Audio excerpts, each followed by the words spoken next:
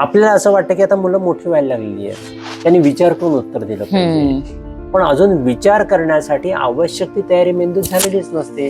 त्यामुळे त्यांची पहिली प्रतिक्रिया ही इमोशनची येते जशी, आणि आपण म्हणतो अरे लहान मुलासारखं रडतोस काय. सो इथे आपण ऍज अ पालक म्हणून किंवा शाळेत असतील तर शिक्षक म्हणून की त्याला पहिलं भावनिक दृष्ट्या शांत करणं, तर तो वैचारिक कामांकडे वळेल. या वयातली मुलं जर या प्रकारे आपल्याला विचारपूर्वक वागायला हवी असतील तर त्यांना शांतपणे त्यांना विचाराकडे घेऊन जावं लागेल आपल्याला. त्यामुळे त्यांनी एखादी कुठली तरी कृती केली तर न रागावता नीटपणे तुझी या कृतीतनं काय झालं, काय घडलं हे समजून द्यायला लागेल. त्यामुळे त्यांना होईल काय की मुळात त्यांचा मेंदू शांत होईल.